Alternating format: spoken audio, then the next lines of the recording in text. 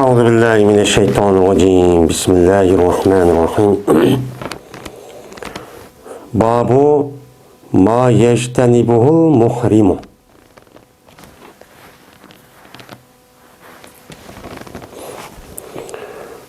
Bu bir nemasin babı ki saqlanıdı o nersidin ihram bağlayan adam deydi. Şimdi bab degen bab yani bab muzaf ma muzafın ile ma isim mevsul yectenibu onunki silisi yectenibu degen muzari iştenebe yectenibu dep okuyumuz İftale yeptaidu babıdın o degen mef'ul yectenibu yüze onunki tehdidiki zimir pail ve pail mağı yanıdı. Yani yectenibuniki pail el muhrim. O diyen mef'ul oludu. Allah'ın bu ihram bağlayan adamınki kılışqa bulmaydıgan. Kılış ihramınki içedik vaktindeki özüde. Yani o adam ihram bağladı. Miqat'a kelip. Şu miqat'ta ihram bağlap şu niyet kılıp lebbeyke bi umretin yaki lebbeyke bi haccin dep lekin bu adam resmi men ihram bağlap yoki misliki hozirgi davrdagidek mana oq ikki kiyimni kiyib tarattalab yoki g'usl qilib 2 rakat namoz o'qib bo'lgandan keyin shuni ashtaq qildi. Shundan boshlab bu adam nima qildi? Hamda o ihrom bağladı. İhrom bağladı degan gap men ihromning ma'nosini oldi qattimda o'qidik. Shuniki ichida shu ihrom bağlab bosh ishni qilgandan keyin meni namozning ichidagidek bo'ladi. O burunki yıllık adetkilik vaqt çok emas. Şununki içinde durup qandaq işini qilsa bu haram boludu. Yani bulmaydı. Bunun üstündeki nima o bab. Endi ihram bağlayan adam ihram bağlagandan keyin bazı işni qilishqa bulmaydı. Eğer o adam o işni qilib qolsa bir qon ketidi. Bazı adam böyle şu qildigan ishni qilmaydigan ishni qilib qolgan bo'lsa o'changizda fidya ketidi. Mana bu meseleninki özü fikri kitaplarda tefsiri var. Biz hem de bu Mişkat-ül Mesabih'ni okutkan boğandı ki Mişkat-ül Mesabih diye Peygamberimiz sallallahu aleyhi ve sellem'ninki mana bir qancha yani muhaddis alimlar şu 7'sini toplagan bir kitaplı var. Şunundan tallab yazılgan bir universal yani umumi mezmunu öz içi algan bir nima o kitap. Onda o ki bu kitaptaki içi Peygamberimiz sallallahu aleyhi ve sellem ihram bağlagandan keyin yoki Peygamber aleyhissalatu vesselam'la birga ihram bağlagan muşu kişiler mana nimani qilgan, nimani qilmagan, qandaq deb so'rasa Peygamber nima deb javob bergan muşu mazmundagi nimalar bor, hadislar çok bor. Biz endi muşu hadisini nima qilamiz hozir o'qiymiz endi. Birinchi fasl. Abdullah ibn Ömer radhiyallohu ta'ala anhudan rivoyat qilindi. Shunda debki jazman bir adam so'rdi, bu adam Peygamberimiz sallallahu aleyhi ve sellem'den sordu. Yani ihram bağlamakçı olan adamken. Sorab dedi ki ma yelbesul muhrimu mine's-siyabi. Mine nimi keyalaydı ihram bağlayan adam kimlerdi? Kimlerinki içinden mine qandaq kiyimni keyalaydı dedi.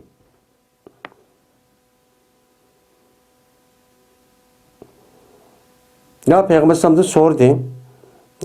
Muhrim mene kimlerinin işidin. Meyede lebise yelbesu depke vaxtdaki üzüde keydi degan ma'nida. Endi bu yerda lebese yelbisu depkese uçaniki üzüde bu lebs yani nima qildi aralashdi degan bir narsa yoki oq qora oq yani haq botilga botil nimaga mındaq alışıp kullanmaydigan munda bir adet kelganligi ma'nosi nima deydi uni fa'ala yafilu zaraba yazribu babidin. Ama endi kim keydi degan gapniki o'zida labisa nima yalbasun yani fa'ila yafalu babidin bo'lgan 4-chi nimadan bo'ladi babdan bo'ladi. Degandiki Peygamber dedi la tezbesul qumusa Keymanlı sile nemine kumus, koynaklarni. Kumus degan bu yılık kamis. Kamis onunki nemisi olan oldu, cem'isi oldu. Onunki cem'isi nime kumus. Yani koynaklarni nem kılmanlar, keymanlar. Hem de koynak dep kelgen vakti özü de bu yılık her bir milletninki öz aldığı bir koynak bir kiyim var. Mesela bizdeki rayonlarımızda yani ayallarınki uzun boludu, ayak işlerinki onu kıskıdı boludu. Mesela Arap ve onun başka istiqbal vaqlarda kelgen kişilerinki koyniga men hozir ko'rganda mesela Araplarniki yani uzun ayallarniki ayallarniki de kaçta kiyim boludu. Ve onun başka Janubiy Asiya ve onun Afrika qatarlıq devletlerde kelgen ayarlarniki kiyimi uzunçu boludu. Bu uzun boğa kiyiminin üzerine yani benimki üstü kelgen kiyiminin deyimiz onun men lepiz manda kelgen kiyimini onu kamis deyimiz. Yani bu kiyim qandaq boludu? Jipti tikildi. Jipti tikilgen boğandiken men şu jipti tikilgen kamis dep atalgan, koynak dep atalgan munda bir kiyimni nem qilmanglar, keymanglar. Oyna sellilerni çoğu nem qilmanglar, keymanglar. Mene hamaim, hamametuniki nemisi olgan boludu, cemisi bağlan boludu. Onda olan için 5 yılığa sizler nem qilmanglar, onu men şundaq yılık selleden ibaret olgan. Hem de Emaim degan, benim selle degan gapniki üzümü her bir rayonda yüzü oxşamaydigan bir selle. Bir kim var o selle degan gap. Yani beşiğe bir nersini latedek bir nersi apırıp da nime qilib o'rab aylandırıp keydigan nersinin üzü nime o? Amam. Emaim müştaq boludu. Anda oğandikin mene bizdeki rayonlarımızdaki selle nayt çıraylık ana appak kim nime ço onu keydi o namazda. Karınçuk keymeydi o. Ama Araplarniki yüzüge düştük bir selle var. O selle kavu burunki aşındaq bir latın apırıp şundaq qıpla qıldıgan Afrikalıkmış o Nigerlarniki mi yüzüge düşük bir nemi var. Ondan başka Pakistan Katarlık uyanı mı var. Şianınki mi bir namunisi yani bir belgisi olup kar sellerini çok kedi. Yani demek beşinizdeki yüzüge ihram bağlagan deyken terigi çaplaşıp durduğun bir kiyimni keysiniz çok bulmaydı. Bir kiyimni astınız çok bulmaydı deydi. Ama o nesli keymey uçağındaki yüzüde o adam mesela saydek tek güzme mi da saydı vası boludu. Mesela öykür valde ya ki küllük beşi tuttu o boludu. Öyle keymanlı senin keymanla saravilatlarını çok keymanlı iştallarını. Saravilatın degen bu sırvalındaki nemisi o cem'isi saravil. Ya ki bu saravilat cem'iniki cem'isi oludu. Bu yadaki cem'i yaşındak Arap'nınki nemisi de açtak cem'ini cem'i kılış. O durus. Mesela cem'i kıldat tup kalgan bolsa o cem'iniki in bir kata cem'i kısakçı boludu. Bu nemi oludu? Cem'i cem. Yani sığ mutel cumu. Yani cem'i cem yani cem'ini cem'i kan katardım. Hem de sırval degen nemi? Yani iştan. Bu işten degen fakat muşu Araplar nemeniki adamniki muşu belninki tahtik edilen nersini deydi onu sirvalun deydi. Hem de bu sirvalun işten hem de her bir millet her bir rayonniki yüzge layık bir keydiğen bir işteni çoğu var. Mesela bizdeki öz aldığımızı keygen bir boğularımızı tatip keygen bir nemi oldu ya da işten boludu yani. Bu yıllık aldı uçuk emez. Hazır kivatkan iştanlarınki emmisi bu Rus kimi deydik, yani İngilizstan'daki icat kılıp çıkan nemi o kimi. Hem de bizdeki özümüzdeki aldığı layık bir iştan, batıyan iştan bak, onundaki aldığı onda uçuğumuz kengri, mındak çok keydiğen, mındak kim batı bu nemi o iştan değil. Yani tam bal medep koyduk o andi, bunu tutuldu. Yine sizi keymanlar size beranis, burnusundaki cem'isi neme beranis. Beranis degen bu adamdaki beşiğe mesela bizdeki doppa, yani doppa. Hem de başka milletlerindeki de mesela Maya'da ve onun başka Lobnan, Mısır Katarlıklarındaki neresi de uzun bir kim varken, uzun bir dop varken, uzun burada kivaladığın, şuradaki şundan beşik aşağı bir nes kivaladığın onun nemi deydi onu burnus deydi. Yani beşiğinler nemi keymenler doppunu keymenler. Yani jipti tikilgen doppunu terik çaplaş tuttuğun bundan nersini çoğu ihram bağlavatını keymenler. Vayna ütüklerini ne kılmanlar, keymanlar. Mana xifafun degan xubbuniki nemisi o cemisi. Ütük degan nima? Ütük degan ana teri bilan yasalgan cham va onun başka onun qo'nchisi var. Şu tizg'a kelay tegishlik holatdiki, buni nima deydi onu? Xubb deydi. Na'li degan nima? Kash degan. Na'li degan ushuniki ustiga bilas o'tmaydi. Ushuniki tahtida. Bu nima bo'lgan bo'ladi? O kash bo'lgan bo'ladi. Anda o'g'an ekan bu yerda deydi Payg'ambar sallallohu alayhi vasallam mana shu jenida tikilgan, mana shu ütükdek narsani, ya'ni ütüklarni nima qilmanglar, keymanglar. Lekin bir kishiki topolmaydi, o kishiniki o'zi ikki kashni. Ham ütükni keymisi nima keydi o? Kash keydi. Kash keydi, o'shan o'zida ushuniki tövniga bo'ladi, ya'ni hozirgi shu taraf kashlar olganda bu jenida tikilmagan, mana hozir plastikdan yasalgan. Mana bu ikki kashni topdiki, o'shan o'zi qanday qiladi? Kaysun o adam ikki ütük qilibchi kaysun. Kesip qanday kelirse kessun. Bu ikki ütükni pasarak bo'lgan holatda ushqdim. Ushqdim pasarak kesib, ana qo'ysin evetib, o'shan o'zida mashta kayscho bo'ladi dedi. Endi nima deysa kessun dedi. Endi bu ütükniki o'zini kash qilmoq ba'zi ulamolarimiz esa inan bu israf bo'ladi, bu bo'lmaydi, uni keymay, uning o'rniga kashdak bir narsa topsa, o'shan o'zida men mushtaqchu kays bo'ladi deydi. Endi bu kiyimniki bundaq bo'lishniki o'zida, mana burungi zamonlarniki o'zida kiyim-kechak va boshqa yo put kiyadigan narsa nihoyat qis. O'shan o'zida hozirgidek o bozorda tonlab sotmaydi yani. O hozirgidek o tövbe shay ya bir yil kiyib apra konab ketdi deb tashadigan ish yo'q. O'chada konab ketsa, o'chada tikib mushundaq aytdi, ashundaq cho avaylab kiydi. O'shan o'zida o to'qimchilik yoki olmaydi tikmichilik degan ishlarniki o'zi taraqqiy qilmagan. Mana kaymanlisida mana kiyimlarning ichidan onda bir narsaniki silidi, o narsani za'faron silidi va vars nima qildi? Silidi. Yani zapa silab qolgan, yani zapa bilan o kiyimniki o'zini mana jup yoki zapaniki purg'in uni chechib qilgan. Buni vars degan shu zapaga o'xshaydigan ashunday bir seriq nima o?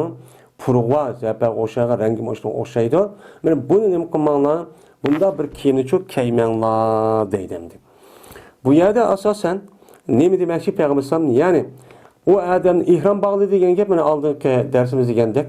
Ya'ni o adamniki o'zi hamda men burunqi holatimdan tuzda butunlayla başka adam bo'lib, men bütün ishimdagi jipta va undan boshqa tikilgan kiyimni hammani tashlab etib, yangidan bir adam bo'lmoqchi.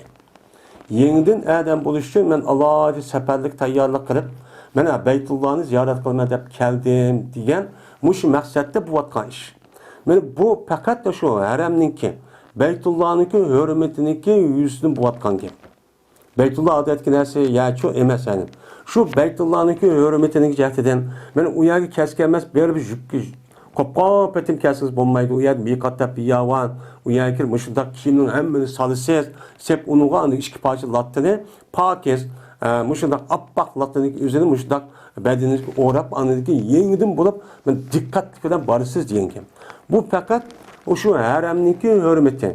Ya'ni shu Allah Taala'nınki Beytullah deb atagan, mana shu o'yninki hurmatiki sababidan bo'lgan ish. Shu bu yerda ihrom bo'lgan vaqtning o'zida jipti tikilgan kiyim-kechakni kiyishga mana har guzchu bo'lmaydi. Mayli kiyim-kechak bo'lsin, mayli oyoq bo'lsin, mayli do'p bo'lsin. Do'ppini o qat'iy o mayli tikilmagan binasi kerakniki o'zini tergan, chopishib qolgan holatda bundaq kiyish qat'iy durust emas. Bu faqat shu hurmatniki, Kabe'ninki hurmatiniki sababidan çok bo'ladigan gap endi. Muttafaqun alayh. Va ziyoda qildi İmam Buxoriy bir rivoyatda: "Va la tantaqibul mar'atul muhrimatu va la talbasul qubbazayn." Mina niqob qilmaydi. Ihrom bo'lgan ayol niqob qilsa bo'lmaydi deydi. Endi naqabe yanqibu niqab deydi. Bu aslida naqabe yanqibu degan faqat ayollarniki yüzünün yüz kısmını muşu yapılan nersinki yüzünü nima deydi onu? Niqab deydi. Endi ayollarniki beşini yapılan nerse bizimki İslam dinimizde Kur'an-ı Kerim'deki tili boyunca 3 xil. Birisi ximar, yani Kur'an'da ban. Yine birisi nima? Julbab. Yani bu. Yine birisi hicab. Yani 3 nersi var. Ama yine birisi var burqu deydigan. Burqu degan niqabniki yüzü. Bu burqu degan şu ayollarniki, mesela Xalij devletlerindeki ayollar, mana bu hicabni töpük chechimada atqandan keyin yuzga bundoq yilqi nimadak bir narsa bundoq qilib oladi ekan. Bundoq ko'z uchuq, mana bundoq buniga qilib oladi. Shu İmarat, qatorliq Bahrayn, qatorliq davlatlardagi Amman, qatorliq davlatlardagi ayollar ishta kiyib oladi bundoq. Bu qilgandiki burqu deydi bundoq qilgan. Buni yin bir hisobdan niqab. Niqab degan gap şu ayollarniki yüzünü tepip ya bir ko'zini uçuk qo'ydigan gap yoki ko'zini uçuk qo'yib qolgan yana hammani cho'ng yapadigan gap. Bu faqat şu Arab yerim ardidagi Arab ayollarniki şu vaqtda yine qildigan bir ish ekan. Bu uni nima deydi? Uni niqab deydi. Bu niqabniki o'zi bu nima emas, farz emas. Ammo hijab deb kelgan. Bu hijab degan nima? Hijab degan parda degan gap bo'ldi. Perde degan gap bo'lgandan keyin bu ayolniki o'ziniki o'rat joylarini ikkinchi nomahram bo'lgan odamga ko'rsatmaslik yuzidan, uni pardalab ko'rsatmaslik yuzidan parda qilib qolgan narsaniki o'zi nima bo'ladi? Uni hijab bo'ladi. Mayli u yog'liq bo'lsin, yoki sharf bo'lsin, yoki qor yog'liq bo'lsin, yoki lat bo'lsin, yoki qog'oz bo'lsin. Qandaqlik bir narsa olgan bo'lsa, uni mana shu yapgan bo'lsa, u ayolniki nimasi chechi o'rat. Çöçü öğret olgan ekan, mana ashini yapqida narsa olgan bo'lsa, uni bo'lgan bo'ladi, o hijab bo'lgan bo'ladi. Endi ximar degan bu ximar degan bu uni yaptı degan ma'noda. Xamira yo'q xamir degan insonniki aqlni yeb qolgan narsaniki o'zini nima deydi ona? Haraqni xamir deydi. Chunki aql degan narsa ishlaydigan narsa uni to'sib olgan ekan, mana u yeb qolgan ekan xamir. Unda o'g'andiki ximar degan ayol kishiniki faqat yog'liq. Şarpan şekildeki hazır terhi deydiğen de şarpının üzerine. Mana muşu narsaniki o'zi ximar deydi, uni yuziga yapmaydigan narsalar olan. Hamda hijab degan am. Hijab degan mayli beshini olsun, mayli bedenini olsun, ne olsa o'rat joy deb bekitigan joyniki hammasini yapqanliqniki o'zini hijablandı deydi. Bu hijablandı degan gap yuzni yaptı degan gap emas. Hamda ximar degan bu nima degan gap? Ana vala yadribna ala jubi biyinda bi khumurihinna degan oyatga asosan xumur degan ximarniki nimasi jamisi. Unda o'g'aniki nima qilsin, yog'liqchi yapsin degan gap. Endi yin birisi jilbab. Jalabib deydi. Jilbab degan nima? Hozirgi shu Arab davlatlari va qatorliq yerlarda kiyayotgan ayollarniki shu hijab, ya'ni yog'liq chiqqandan keyin u yilqi yo'g'on kiyimniki palto deydi endi abay.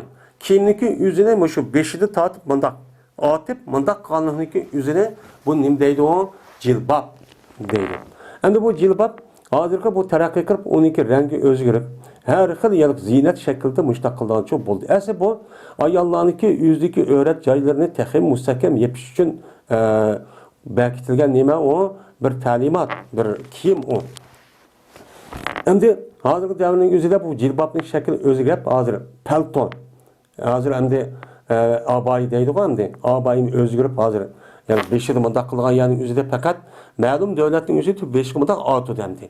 Çünkü ma öğret ma 5'ine yağlıqını yep kalsa ma nimisi ma boyun uçup kalıdı. Şuna ayetninki nimisi de sizler cilbaplan 5 yıl atınlar degen gep ma yerde nemi kılmışsa ma köks görürüz. Uçan üzerinde Araplarınki şu vaktin üzerinde ayallar men hazırki devrede köksünü uçup koyduğun.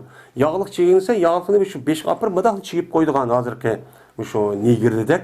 Ama ya uçuk anladaki köksününki yerimi. Uçan özü de anladaki Allah Teala men köksünü yepiş arkalık sel cilbapni keyin ona da men mayani yepenlama öğret jaylarını köksünü kölüp kalmışsan degan asasda cilbapni mıkan düşüyor. Onu çok kişi şu buyurgan. Endi bu yerda endi hazırki davrinki özü de mesela ayollar her xil shakldagi shu nima keydamdi. Bu yerda yani abay yoki uni palto deymiz. Ben bu şekilde kiyadi. O bir jilbabniki o'zgargan bir nimasi olgan bo'ldi, shakli olgan bo'ldi. Endi niqob dedik. Niqob degan gapniki o'zi bu yerda bu hadisda faqat mushu haj masalasida bor. Haj masalasiga o'zida o'chaning o'zida ayollarniki o'zi yana niqobni shu vaqtdagi o'zida ham kiydi ekan. Anda o'g'anlikin bu kiyishniki hamda arab yarim orliniki shu islom dini barliq kirishdan burun bo'lgan bir odat ekan. Bu odat neymiş qadisa? Çünkü o Arap yerim arı bek issiq olgandikin, issiq shamol, aşındaq çang tuzan, qumluq olgandikin, uçanın özüde ayollar yüzüneki yüzünü, onu asıraş. Mana bu yüzüneki yadaki yolluk, nemlik, nemsi yoqab ketmesin. O yüzüneki güzel saqlab qalsın, dep aştaq yögep qılgan narsa şu o hamdi. Bu ayollar emas, ayollardan başqa erlermi aştaq yüzünü yepep, muşudak jür. Hazır mene Sehra-i Kebir. Muşu Çat ve ondan başka, muşu Cezayir, diğerledek Libya, diğerledek aşağıdaki erlerindeki üzümün yüzündeki ayallah emez. Erlerinin yüzünü muştak aş kumluk yerde oğandikin yüzünü yepeliş, yüzünü yepip aştakçı yaşaygendi. Bu fakat aş hava kelimatı kartılgan. Şu vaktin üzerindeki nime o iş. Yani bunun kerga vaktimizde İslam dinimiz ya Peygamber şu her mesele kerga vaktimizde bu nikaplı tatlıson dedi. Endi yine keymisun ayal nemizini kuppazayni, işkipeleyni. Mana onunki mufredi neme kuppazun deydi ayallar. Mana uçanınki özü de neme peley bakken. Peleyni ayallar nemiş kişi keydi kendisi. O ayallarınki kolu kim keygendikin uçup kalan şeydi kargançanın yüzü de kitapta yazılışça. Peley degen muşu koluniki hem yani ipi muşu nimi cennekke ya da koltuk keydiğen derse depti. Bunu nimiş kalmış şu keydi odise ayallarınki muşundak soğuk sıkmışta bup ketmişsin dep şu sebeple keydiğen bir adet varken. Bu İslam dini barlık girişte burunku bir adetken. Bunu nimi deyken onu kuppazaydı. Hazır hem de ayallar bunu nimi koludu. Ayallar ya da ki naydı uma çıraylık şekilde olup hazır kapkar peleyinme ya ki kim naydı hazır sıfatlı çıraylık işip bu ayallar yüzünki ya da ki kolunki yüzü öğret hem yüzünki yüzüm öğret dep qarağanlar mana şu peleydin tatıp kiyip o kolunu tatıp kösetmeydiğen muşlaq nimi var kişiler çok var.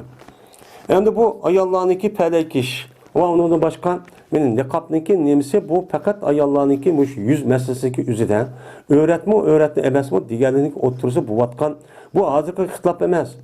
Bu şu seleflerdeki zaman tatip aş Kur'an-ı Kerim'deki illa ma zahara minha ve illa ma zahara minha diyen aş ayetniki tefsiri kega vaktin üzüden İbn Abbas radıyallahu ta'ala anhu'da rivayet var ve onun da başka sahabelerden şu sahabeninki vaktindeki özüde zahir olan ayallarınki zinet. Yani zinetinki içinden körünüken kişiler körünüp bu zinet kavga diye vaktimizde bu ayeti tefsir kılıştan ihtilaf kılışkan. Bu adır devlet kişemez bu. İbn Abbas radıyallahu ta'ala anhu'nki göz karşı ma zahara minha diyen ve la tubdine zinetehunne illa diyen ayette illa ma zahara minha. Yani zahir olan zinet diyen nime o dese İbn Abbas radıyallahu ta'ala göz karşı ayallarının yüzü değil.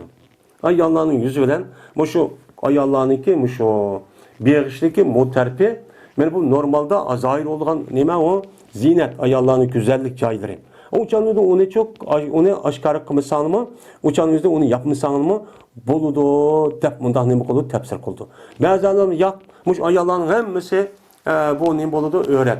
Bu zahir edilen nime ayallarının kim geldiği ki bir kız nime var, güzelliği var. Şu güzellik kim ki ya yüz gözüne hemen yapkan değil ki aşağıda bir güzellik var. Şu güzellikten anırken şu aşkarı kalsı meyli diyen dep mandak tefsir kılıdı. Bu azıcık ihtilaf emez. Bu fakat şu Kur'an'daki ayet ve şunu da Peygamberimiz sallallahu aleyhi ve sellem'den kelgen hadisindeki umumi mezmunuğa karta boğan adamlarındaki düşentisi. Düşençiga asasen müştahide. Bazıları şu ayet aşağı tefsir tehimi çıngıtıp goya dinin hemmisi hicaptek. Zadi hicabını kuatı çoğun bir işte kuatkantek. Aşındak hadidin ziyade aşırıp aşındak çekidin aşırıp aştak düşünüdü. Bazıları çoğun normal.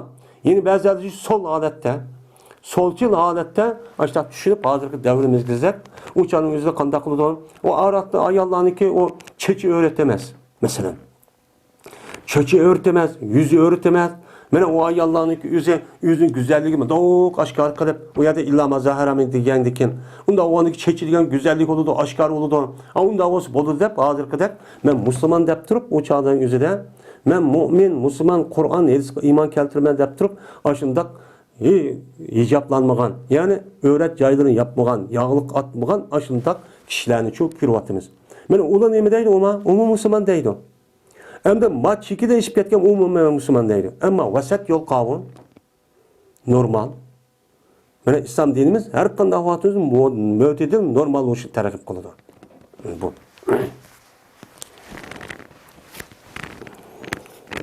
Mina İbn Abbas radıyallahu ta'ala anhu rivayet kılındı. Dedi İbn Abbas. Anladım ben Peygamberimiz sallallahu aleyhi ve sellem'den hutbe koydu. Vaad ol ki o Peygamber sallam deydi. Ne mi deydi o? Hutbe koydu. Kaçan ki ihram bağlamakçı olan adam beni işki keşini tapamısa. Keysun o adam işki ütünü çok keysun.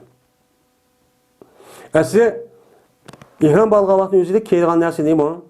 Keş, yani uşuktun üstün bir neresi bu çok bombacı cipti tikilgen. Onda o andikin keş tapa almayı kapıp kalsa o ütünü çok keysun. Ütünü keysun degen gelmeyi yap, yani yukarı kayı. Amende ütü keysun degen ütünü aşu uşuktun tatıp aşu putun tatıp hemen yapkan neresi keysi bolu degen zahir bu. Lekin yedisi tepsil degen deken peygambersem ne dedi yukarı kaydısta. Ma edisen am boğan deken bu am ne hadisi bilan nima qilamiz xaslashtirib, ya'ni uytib kaysun degan gap, uytikni kashga aylantirib chu kaysun degan gap. Yani bu. Va qachoniki topamizsa o biri izarni topamapti. İzar degan nima? Ya'ni belniki tahtiga yo'gaydigan narsaniki o'zi nima deydi uni? İzar deydi. Belning ustiga otadigan narsa nima deydi? Rida deydi. Ya'ni izar kiyish kerak asli. İzarni topamizsa o odamniki o'zi İştanlı keysun. Yani iştanlı keysun degen gap, iştanlı o adamniki o'zi yerib, bu yerda bu am ma'ni emas. Boshqa yedisiniki sababini bunu xaslashtirib, iştanlı keysun degen gap, iştanlı ikki parcha qilib yetib, o'chamiz hozirda undan nima yo'q, raq yo'q. Mana men mushtah nima qilsin, mana yetib uni, mana o adamniki o'zi mana izar holatga akagan holatda jipni hemen chiqarib etib tikkaniki o'zini men mushundoq çok qilsin deydi Peygamberimiz. Yani demek asasen ihram bağlagan adamniki o'zi meni kiygan vaqtimizda kiyadigan kiyimining o'zi meni oldingi darsimiz degandek meni pokiz bo'lishi kerak. Bu bek muhim. Mayli o rangi qora olamdi, oq olamdi, o muhim emas. Yani shundoq bo'lsin Peygamberimizning hadislarida oq rang bek yaxshi degan mazmun edisi var. Şu oq rangni men ihrom kiygan hozir davrining o'zida men to'qimachilik men taraqqiy qilib ketgan bo'lgandan keyin har yerda hamma tepiladi. U chog'imizda hamda oq men ikki parcha latniki o'zida men ihromlik deydigan holat shu shakllandi. Yani shakllanganki shu vaqtning o'zida demak, yani bu nima u chog'niki o'zida unda kim unda jiq bo'lmagandan keyin yani demak, jipti tikilgan bir narsa kiyishga bo'lmaydi. İhram bağlayan adam. Bu ayollar manidin istisna. Fakat ayollarınki yüz meselesi var. Yüz meselesi vaktin yüzde eğer o ayollarınki yüzünü yapkan olsa ihram bağlayanınki yüzünü içiş gerek. Yüzünü ipası olmaydı. Mükemmel hem kelidi. Ya'labni Umeyyete radıyallahu ta'ala anhuma rivayet kılındı. Dedi ol Ya'la. Bertuk biz Peygamberimiz sallallahu aleyhi ve sellem'in keşfeti Bertuk Ci'errana degan nimada joyda. Endi Ci'errana degan men shu Makkaniki shu sharq shimol tarafiga keladigan bir 15-20 kilometr atrofiga keladigan bir joyniki ismi. Men aşağıda edik. Shunda kelib qoldi Peygamber sallallohu alayhi vasallam bir Arabiy odamki, o odamning ustida bordir juguva. Juga.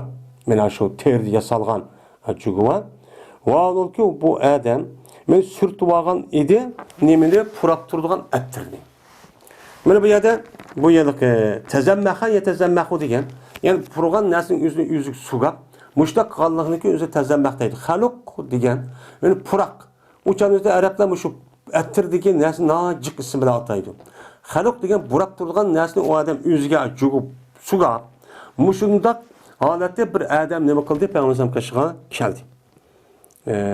Kip dedi o adam, ya Rasulullah, cəzmən mən ihram bağladım mən ömürgə depdi.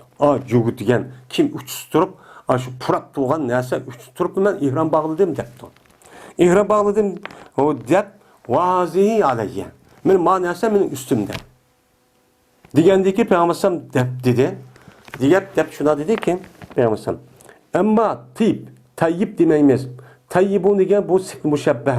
Sifat müşəbbəh bo'lib tabi yatibuniki sifat müşəbbəh pakiz yaxşı degan ma'noda tip deyil. Tip degan gapniki o'zi yani attir, purab turgan attirniki o'zini tip deyil.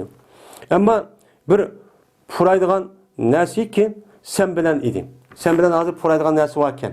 Hozir ma juvangda turdi. Unda o'g'il sen buni 3 qator ju. 3 qator jup uniki shu asrini qotgan chiqirib Ama seninki juvan kesek onu tat, onu sevat. İhram balga adam ha nimini ço ju kesu bommaydı o jindi. Jipti tikilgen nesini dedi. Andaki kılsan seninki ömründe kandaki kılsan senin hacjanda. Seninki hacjan hac kavaqtıysa kanda işte kan bolsan ömründe mi ömür işinde mi sen şunu aynını kılsan dedim. Endi bu adamniki hac kavaqtıyk özüde kandak ihram bağlap kandak kılganı bildi iken. Ama ömürlük üzerine okumaydıkken onu kandak bağlayan okumaydıkken de okumagandaki şuna bir yerde benim müşebbehim bir nim oldu uçan yüzde hac olgan oldu müşebbeh nim oldu ömür olgan oldu. Yani ömürlüki işinliki üzerine hacik okşaydı. Hacik okşaydı ki yani ihramne beni ihram hacike kavaqtımızda kanda ihram bağlasan ömrümüzde ihram bağlaysan onu deki nim oldu şununla ma tarafta okşaydı hem de hacca kaldığını. İhram bağlaysan, Beytullah'ı tavaf kılsan, onundaki Safa Merve'deki ağırlığı sayı kılsan, yattı kata, onu beşini düşürsen tügeydi. Muş taraftan hacca kılıdı okşaydı. Sen muştak kılsan dedi. Ama ya da hacca okşaydı diğerlikte fakat ihram bağlığa vaktimizi keyda. Kim cihette deyin. Osman radıyallahu ta'ala'nın rivayet kıldığı dedi Osman. Dedi Peygamberimiz sallallahu aleyhi ve sellem mene öğlen almaydı ihram bağlayan adam. İhramın içindeki adam mene bir adamni yüzücü öğlen almaydı. Toy kılamaydı o deydemdi. Mel er olsun ayal olsun uçağın özü de ihramın içinde tutup uçağın özü de xotun alıdığan ya erkekliğin işini çok ihram bağlayan er ayal bu işini çok kılamaydı dedi. Yani bu gap neymiş kadar deydi o desen. Mene ne çaktı diye ayak degendik. Hazır devirde nayt asabıp ketten ihram bağlapla maşını şunda çıkıpla şu maşını oldurumuz 2-3 saate arami ekvadı ekipla uçağınızda o yılki ömrünün işi bir 2-3 saati tükep gidiyordu. Uçağındaki üzüdeki ömrününki iş kıp kalsa ben o adam Medine'den geliyordu ya Jirak yedik 5-6 ay geldikken o Medine'ye gelip mesela kaya vakti üzüden Zululeypi geliyordu ya ki Johpi geliyordu geldikken onu diken 5-10 gün ketip kaldı demdi. Aşağı kip boğuşluk ağırlıkta töygeyen, işekke ya piyadı mağavatın yüzüden. Şu ağırlıkta 5-10 gün, 20-30 gün ketidon. Ya ki onunki başka bir taraf Jirakya mikat olgan bolsa, meni bir aylık vaqt ketidon ki. Yani şu jarayonda bu er ayal ötü demdi. Er ayal birisi kızını etmağıdı, birisi ağaç sığınırsa aşağı demdi. Xotunallığa bir iş yok, bulmayı değil, bulmayı demdi.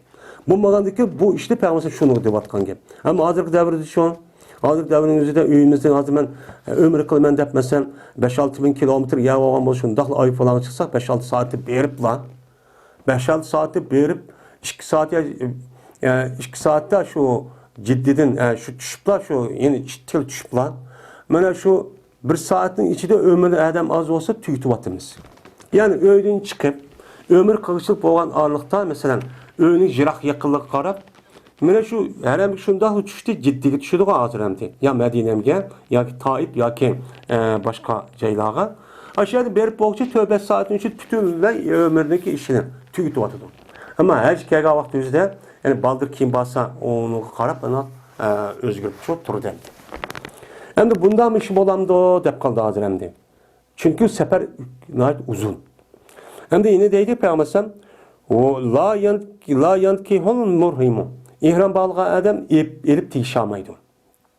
İhramını içip durup ve la yunkihu ve toymuçu kıp koymaydı. Yani işkiz bir adamni mesela ihram bağlayan bir adam akip bu adam vay alamla tegemla mamanlıkı layıklı vay mantık versin kelsin nikah koyay dep öylep koyduğun ergül koyduğun işlemi hep çok kılanmaydı. Ve şununda mana ihram bağlayan adamning o'zi yeni bir adamga loyiqmi bo'lamaydi. Va men sizni alay. Hozir men ihromning ishimda ekanman. Ihrom bo'lib bo'lgandan keyin anidan keyin to'y qildi deydigan bunday ishni ham qila olmaydi deydi.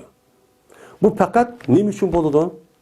Shu bu ishniki mushunda bo'lmaydi deganning o'zi aşağıdaki Kabe'ninki hurmati.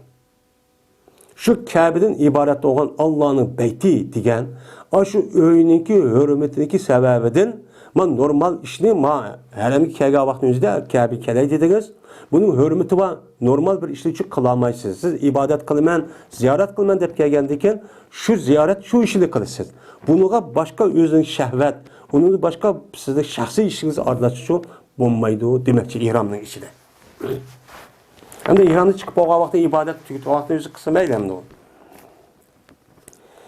İbn Abbas radıyallahu ta'ala rivayet kılındı. Şuna da ki cezmen Peygamberimiz sallallahu aleyhi ve sellem aldı. Peygamberimiz sallallahu aleyhi ve sellem Meymune diyen ayalını ve alıl ki bu Meymune ben Peygamber sallam nemede ihram bağlıcı idi deydim. Muttefakun. Evet. Hem de bu yerde Meymune radıyallahu ta'ala dedik. Bu Meymune Peygamber aleyhissalatü vesselam bir nevre şekildeki bir ayalken şu vaktimizde bu ayalınki özü Peygamber sallam aşağı geldikken ya Resulullah ben bu şurada tul kaldım diyen gapni kıldıkken kaldıkken emsi tul kalgan bolsanız emsi men nikah kıldı dese şu çağınızda bu ayal özününki kandak kıldığı işini Abbas radıyallahu ta'ala'ya tapşırdı iken. Tapşırgandan keyin ma'qullab ikkisiniki nikah qilib qo'ydi ekan. Endi bu Maymuna radhiyallohu ta'ola'ningki nikah qilish masalasiniki o'zida Mo'yediston Payg'ambar sollallohu alayhi vasallam vaqtning o'zida nikah qilib olgan vaqtda ihrom bo'lgan vaqtning nima? Ihrom bo'lgan edi deydi endi. Ihromni holatda men olgan edi. Yuqorida ihrom bo'lgan odam xotin olmaydi, oz bo'lmaydi dedi. Endi bu hadisda endi bu şu köp sallık mesela hem İmam Bukhari, İmam Müslim'lik rivayet iken bu. Yani bazı ulemalarımızın deyişi var tövende kelidi. Yazid ibn Asam de rivayet kıldı ki bu Meymune'ninki sınlısındaki oğlu idi. Kız kardeşindeki oğlu olan Yazid'den rivayet kıldı. Bu Meymune'den Hammacısız rivayet kıldı. Şuna da ki cezmen Peygamberimiz sallallahu aleyhi ve sellem ağan idi. Peygamber aleyhissalatü vesselam bu Meymune'nin vaad olup Peygamber halal idi deydi. Maidisi halal. Bunu hem İmam Müslim rivayet kıldı. Anında Peygamber ihramlık halette nime kıldı o yerde ben aldı deydi. Hem de müşürde rivayet bağımdı. Bunu kandak olğan ise bu yerde köpünçe alimlerimizdeki yüzü hubbaz deydi. Yani yedisindeki asas maidin bildiğin hafız dep şu tahallus ağan muhaddis alimlarındaki köpünçe Peygamberimiz sallallahu aleyhi ve sellem şu Meymune radıyallahu ta'ala'nınki üzerine şu yalanlık halette ağın. Ağlayıp bu uçağın üzerinde ayada iştikçip ketmesen bulmaydı de Mekke'ninki üzerinden Peygamber şu iştikçi o yerde çıkıtıp kalın. Çıkıtıp kalgandayken uçağınızda nemesi tüketip ihram emez. Uçağınızda andaki Peygamber bu Meymune'den yani bir öy kirişte o fırsat olmay. Andaki Medine qaytish jarayonida Serp degan yerga vaqtida anadikin ikkisi bir öy kirgan. Bu aş Peygamber sallamniki yani bu yılki nikah qilishlikki üzümü aşu yılki ihramlık emas, halallık yani ihramda sırt vaqti bo'lgan deb bundaq nima qildi tushundirdi endi. Men madamniki degan gapi mening shu. Dedi Şeyh el-İmam Muhissünne rahimahullah. Köp sallık alimlerimiz şunu var deyil ki, Cezmen Peygamber bu Meymune'nin ağan halal olğan aletdi. Yani halallık yani ömrünün işini tügütüp bolgandan keyin ihramdagi sirtqi vaqtning o'zida olgan. Va oshkor bo'lgan mana bu maymunni elishniki ishi vaholki u nimati ihrom bo'lgan edi. Yani ihram bağlagat, oy peygamber kutun epto, oy maymunni epto degan ishniki men zohir bo'lishi haqqa tarihi men ihramlik holati chu bo'lgan. İhramlık holatda bo'lgandan keyin oy peygamber ihram bağlab kutun epto deb ba'zilar mushtaq tushunib bu gapni biz mushtaq naql qilgan demoqchi endi. Ondan keyin shu peygamber shu maymuni bilan bino qildi. Yani ikkisi bir uy kirdi degan gap yani. Kirdi va ki bu peygamber halal idi. Sert degan joyda Mekke'ninki yo'l ediki. Mekke'ninki yo'l ediki sert de bir joy var. Şu kirgan vaqt o'zida ana degan ikkisi bir uyga cho'k kirgan. Dedi deydimdi. Yani bunu köp sallık muhaddis yani hubbaz deb nam olgan meni olimlarimizniki o'zi bundaqchi deb çok ko'z qaraydi deb meni muhis sunnidan iborat bo'lgan. Men bu odamniki shu mishkatdan boshqa meni masabi sunnadan boshqa meni shar'iy sunna deb shundaq nimalar bor, kitoblar bor. Bu odamning uni boshqa naycha kitoblar bor, mo'tabar bir odam.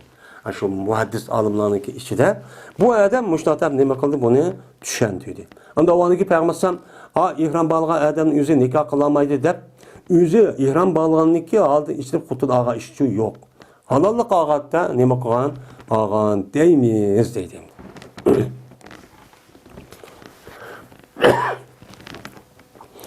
Yine Ebu Eyyub radıyallahu ta'ala rivayet kılındı. Şuna da cezmen Peygamberimiz sallallahu aleyhi ve sellem berdi. Jüyti yüzün beşini.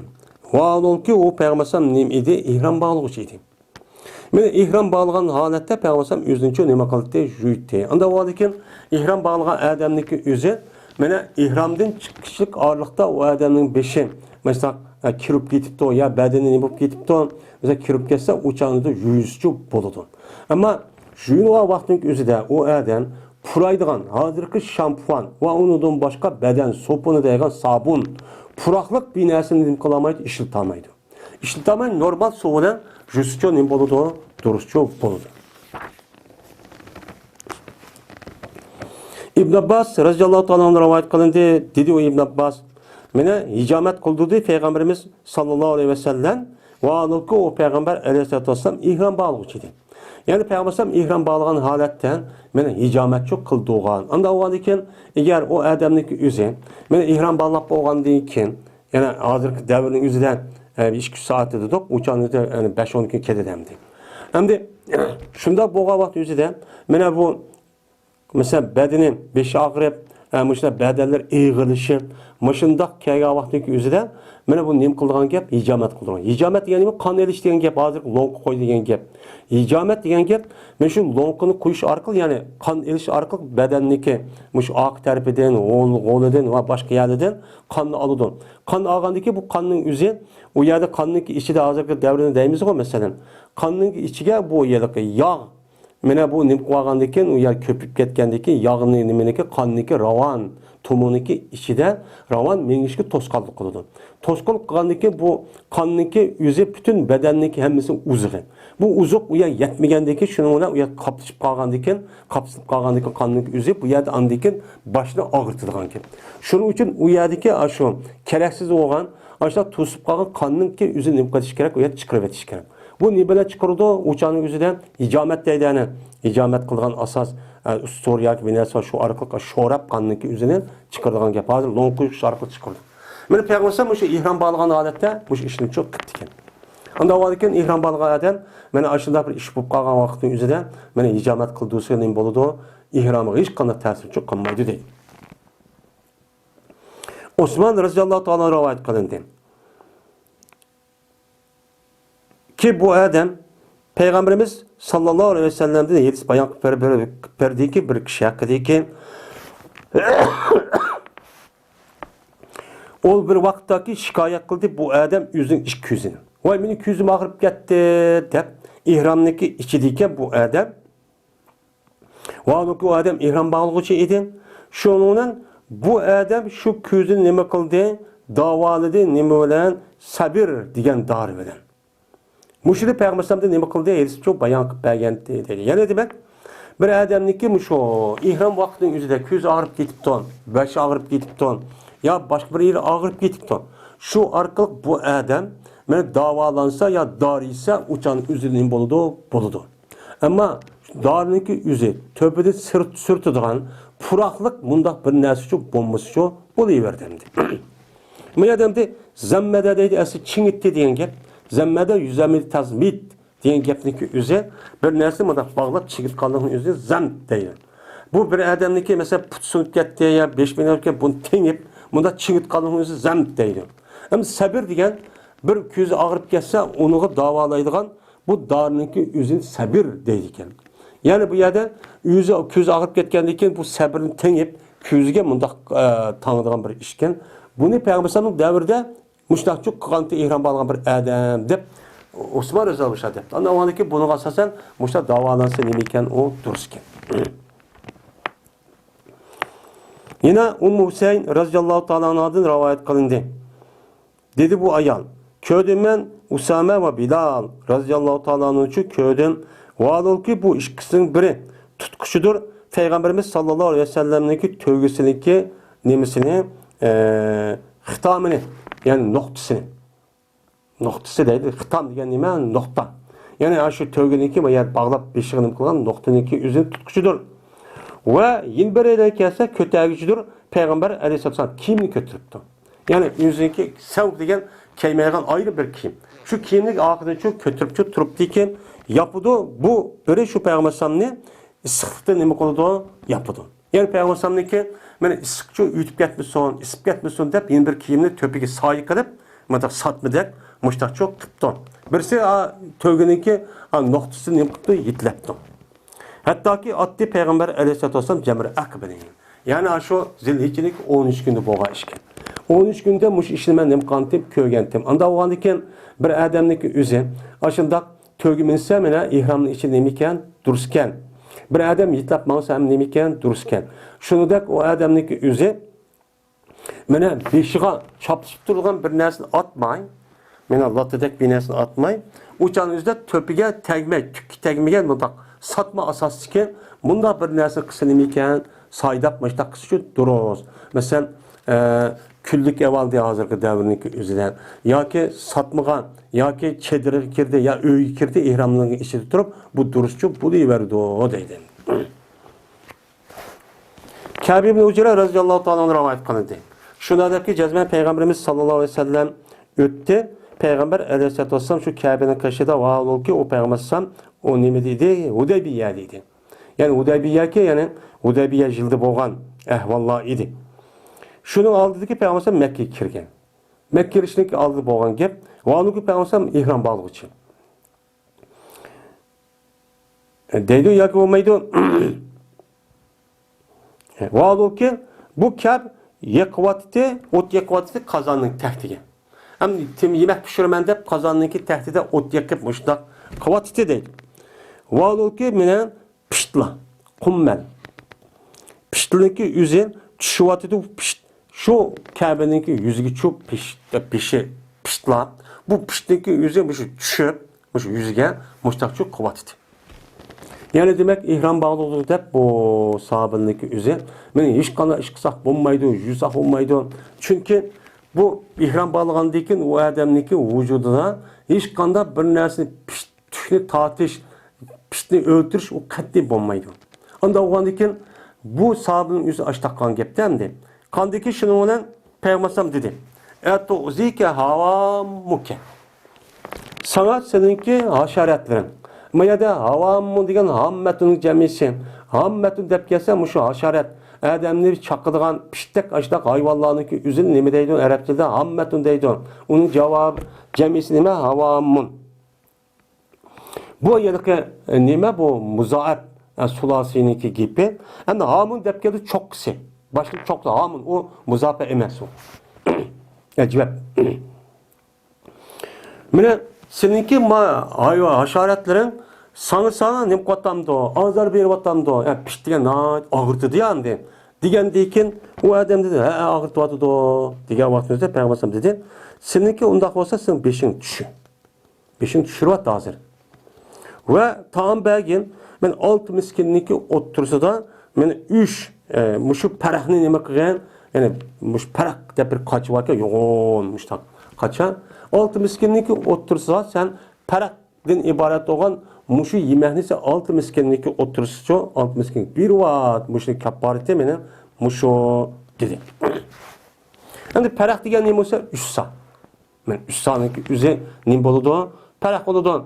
1 sa degan nima? Mesela 3 kilo atrofidagi narsa. Unda o'g'anikin 10 kilo atrofidagi narsaniki o'zi bir paraq bo'ladi ekan. Qarag'anchoniki o'zida tog'adek nima nima deymiz? Tog'a deymiz. Yani hujun deymizmi? Mana o'shundak bir hujundak bir narsa o'xshaydi endi. Yoki olmaydi sen ro'za tutib 3 kun. 3 kun ro'za tut. Yoki olmaydi sen bir qurbonlikchi nima qilgan? Qurbonlik qilgan, o'ltirgan, dedi. Unsuk. Nasikata degan ana oldingi darsimizda dedik, Kitobul Manasikda. Unda o'yladiki, sen qurbonlik qilgan bir qurbonlik qilgan hayvonni. Men 3 narsa qilyapman, mushtaq qilsan dedi. Ya'ni demak, bu odamning o'zi ihromning ichida qilmaydigan ishni ashtaq qilib qolgan bo'lsa, uning jazosi meni qanday qilish, meni mush ishni cho'q qilish. Meni bu ahvolning o'zi meni shu bizniki fiqh kitoblarning o'zi nihoyat tafsiliy ahvoli shu deydi. Ikkinchi fasl. İbn Ömer radhiyallohu ta'ala anhu rivoyat qildi, shuni deb yozgan. Meni bu İbn Ömer anladı Peygamberimiz sallallohu alayhi vasallamdan to'sudi Peygamberim ayollarni, men shu ayollarniki ihrom bağlışıdan quppazayndan nima qildi? 2 palaydan to'sidi. Ya'ni sizlar ihrom bağlagan vaqtinizda ayollar 2 palayni kiymanglar deydi. Va niqobni nima qildi? To'sidi. Ya'ni niqobchi qilmanglar deydi. Endi niqobni oldinki nima dedi? Faqat bu yuz yopilgan narsa niqob. Uniki hozirgi yangi bir ismi burqo deydi. Va unda bir nimasidagi slayd o'ynasa nimani varsni. Ya'ni seriq rang. Bu vars degan gap ana oldingi darsimizda deganda bu Yamandan chiqadigan puroqlik seriq bir rang ekan. Chunki uning puruq bor ekan endi. Mushunda silab qolgan bir narsa shu kaymanglar. Zafaron kimdi bo'lgan? Zafaron ana shu zafaron deyki u kimdin? Ya'ni kimdan shu zafaron bilan shu yana puruqni seriq qilib, jub ranglashtirib, uni puruqni qilib kelgan bunda pikimni shu kaymanglar deb Peygamber nima qildi? Ayollarni to'ssin. Va kayson oshni deykin. Ya'ni ihromdan chiqib haj yoki umr faoliyat tugatib bo'lgandan keyin anda bir nimasini yaxshi ko'rdi u ayol. Yaxshi ko'rgan narsa kim nimadan edi? Kiyimniki ranglaridan edi. Qaysi rangini kiymaydi?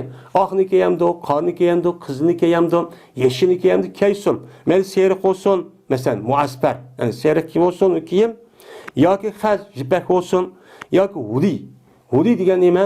Zibzinet. Ya'ni yüzünki quluqqa, bo'yniga, mushu qo'lga oltin, kumush nima ushta taqsin. Yoki ishton kiysin, yoki ko'ylak kiysin, yo ütük kiysin. Nima kiysin mayli.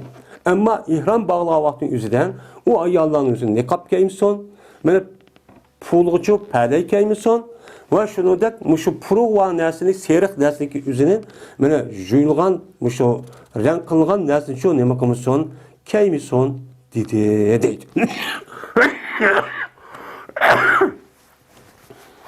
Men bu esa İmam Abu Davud nima qildi? Rivoyat qildi. Ya'ni demak, men mushu hadisga asosan ihrom bog'lagan vaqtingizda ma'lum darajada kiyim kiymaslik kerak. Ihrom bog'lagandan keyin men mushu hadisga asosan ayollarni qaysi rangni kiysin, mayli qorni kiysin, oqni kiysin, o'ziniki ishandi. Men jipakni kiyamdi, mayli oltinni bo'yniga otib pushtaq qilamdi, o'cha ishdan keyin ko'ylak kiyam, qandoq kiysa, men o'zining ishi dedi Peygamber. Unda o'g'anikin ayollarniki kiyim kiyish masalasiga o'zida mana ihrom bog'lagan vaqtning o'zida ma'lum darajada kiyimni kiymagandan boshqa uning dinki shu o'rat joyini yopadigan kiyim bo'lsa qandoq shaklda kiyim kiymaysiz o'zining ishi. Mayli qorni kiyib olamdi, yo oqni kiyib olamdi, qizni kiyib olamdi, o'zining ixtiyori endi. Bu yediz men bu.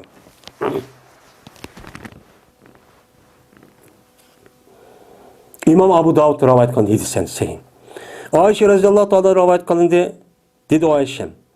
Birte meni karvallah ötüde bizim kaşımızdan. Vallahi ki biz Peygamberimiz sallallahu aleyhi ve sellem'den billah ihram bağlışıydık. Kaçan ki ulan bizge ütüp kesse, yani bizge utur kesse, Biz oturup kelse sangıltıkta bizim birimiz yüzünki nimeni cilbabını yüzün beşiden yüzün yüzüge nime kıldı sangıltıkta. Yani ihram balğandıkin yüzün yapmaydı ya, yapmagandaki cilbabını da boydan yapken. O karvalla ayakçı kelgendeki şunda apırpa yüzüden manda sangıltıp beşiden manda sangıltıkken. Uçağı yüzük tegmeydemdi. Kaçanlıki ütüp gelse ola bizden açtık biz nimemizden yüzümüzü açtık. Dedi de yüzümüzü içip uçatçı bana verdik deydimdi. Anda oladıyken ay Allah ihram balığa vaktinizi yüzünü içiş gerek. Yüzü yapıp bunlar su yapmadak ya da çapışıp doğan neresi kişi bulmayın ne kal. Ama aşında hem de aşka vaktin yüzü de ay Allah kişiler kövmüsün desen uçağınızı mıdak bilesi kırıp mıdak sangıltı varsa fakat o nersin yüzü ama yüzük tegmesi boludu. Uçağınızı çok boludu deydi. İbn Ömer radıyallahu ta'ala ondan rivayet kılındı. Şuna da cezmen Peygamberimiz sallallahu aleyhi ve sellem berti meni yağlaydı zeytun yağı bilen. Ve anuku Peygamberim nimi idi? İhram bağlığı idi. İhram bağlığı vaktiki üzüdümü meni zeytun yağı bilen nimi kıldı? Meni o yağlap açta kıldı. Hem de zeytun yağındaki üzü bu nimi emez, onun purak yok. Bunu da fakat zeytun yağı da zinet için emez. Zinet, çıraylık olman, pakiz olman dep emez. Bunu da fakat aşı ben çekim nimup gitti ya ki şurada kirup gitti dep şununki aş kirli çıkırış için. Ama bunda bir maksatda nimkan bolsa nima o'turuz. Mene gayri mukattitin mene o zeytunniki üzü mene nim olmagan holatda mene bu purak olmagan holatda. Yani o zeytunniki üzü purak olmay, parçalamay yani mukattat degan parça degan gap. Yani purak olmagan holatdagi zeytunni maylab chechigayu bedini qilsa uçan yüzü nim boludu? Duruşçu boludu deydimdi. Men bu ise İmam Turmizi nima kıldı? Rivayet çok kıldı. 3. fasıl. Nafi radıyallahu ta'ala'nın rivayet kılındı. Şunadaki cezben İbn Ömer taptı. İbn Ömer bir nemini kurni taptı. Yani soğukni taptı. Şu ihram bağlaptıken şu Medine'mde kargaçadı soğuktan. Medine'm soğuk emas mende. Şu haremge baraman dep yolu çıqqandan yol soğuk olup ketdi. Soğuk olup ketgandik soğuğunu taptı. Tapqandan İbn Ömer dedi ki: "Elqi alayya savban ya Nafi. Bana bir kiyimni taşla. Ben to'nglab ketdim" debdi. Degandiki şunun bilan deydi Nafi İbn Ömer'ge burnusini taşlab berdim. Burnusiga boshqa kiydigan, ya'ni yo'g'on mundaq besh kiydigan mundaq kiyimni to'q emasmi? Buni taşlab beribdi. Buni kiysa degandan İbn Ömer dedi ki: "Tulqi alayya haza ve kad naha Resulullah sallallahu aleyhi ve sellem ey yelbesehul muhrim." Sen bana manası taşlap veremsen, vallahi ki Peygamberim mena bu nesli muhrim ihram balga adam bu nesli kişi Peygamberim nima qilgan toskan sen bana taşlap veremsen deb buni nima qildi inkar qildi. Anda o'g'ankin ihram balga adamniki o'zi jipti tikilgan ashta bir narsa kerakniki o'zi to'pik chap nima qilib bunda kiyib anda qilsin nima emas duruşçu emas deydi. Mene Abdullah ibn Malik ibn Buhayna radıyallahu ta'ala rivayet kılın dedi Abdullah. Mene hicamet kıldı Peygamberimiz sallallahu aleyhi ve sellem ve anuku Peygamberim men ihram bağlı idi. Lahi Cemal diyen cayda Mekke'ninki yol edin. Men yüzdeki 5'nin ot tursuğa nima qıptı hicamet qıptı. Ot tursuğa şəhər qıptı da endi. Bəşərdən baş qaranca 5 bəq ağrıb getdi endi. Ağrıb getgan vaxt üzüdə şu canlı ihram balğa vaxtın üzüdə men aş Mekke'nin yolu idi ki Lahi Cemal degan yerdə şu müştaqçı işini çok qılğandı. Anda oğandikin ihram bağlı adamni yüzə müştaq hicamet qılsın ekan, durustkan deydi. Yine Enes radıyallahu ta'ala rivayet kılın dedi Enes. Mene hicamet kıldı Peygamberimiz sallallahu aleyhi ve sellem ve anuku Peygamberim ihram bağlığı idi. Mene ne hicamet kılsa kademniki zahirgan bir ağırlıktaki boğan idi o ağırlık şu kademde.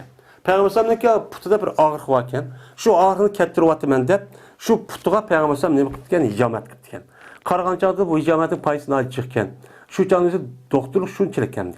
Anda oğandikin o canlısı da mesela hazırkıdak mesela 5 ağırıp geçse ya ki ne bulup geçse o canlısı limon yeydi ya soğuk neresi kısın deyilgan iş. Belki bağdım. Lakin hicamette Peygamberim şu can kolunu ettikin. Ebi Rafi radıyallahu ta'ala rivayet kılın dedi Ebi Rafi. Aldı Peygamberimiz sallallahu aleyhi ve sellem Meymune radıyallahu ta'ala'nın ve anuku Peygamberim halal idi. Halal vakti ağandaydı. Ve mene bina kılgan Peygamber şu meymunundan valuku Peygamber halal idi. Halal vakıttın yüzüde bir öygülemi kılgante kirgenti deydi. Onda oğandikin bu ihram balga vakıttın yüzüde er ayal bulup kalsa uçan cinsi münasebet ötkesi bulmaydı yani. İhram bağlı dedik ya onu. Ve boğan edim men elçi oğan edim işkisini otursa da. Ben meymunu bilen şu Peygamber'in işkisini otursa elçi bergen dedim. Peygamber hoşçakalın alay deydi dep. Meymunu oy kandak kısam bulan. Digendikin Abbas'a benim işim tapşırdım dep. Abbas beni bilesi düzsün dep. Şu arkalı işkili kiliştirip oy mehri dep müştak çok kıptikin. Müşşidi kıldım deydi. Anda oğanikin İhram bağlığa adamdaki üze nikah kılışka hem kotun elişka işkir bir adam öylep kuşku bulmaydı. Hem ayallarda ayalıp kalgan olsa yakındaşlık kılışka ihramın içeri çoğu o bulmaydı deydim. Meni bu hadisini İmam Ahmet ve Tirmizi rivayet kıldı ve dedi İmam Tirmizi ma hadis hasen doğru dep müştakçı ne kıldı dedi.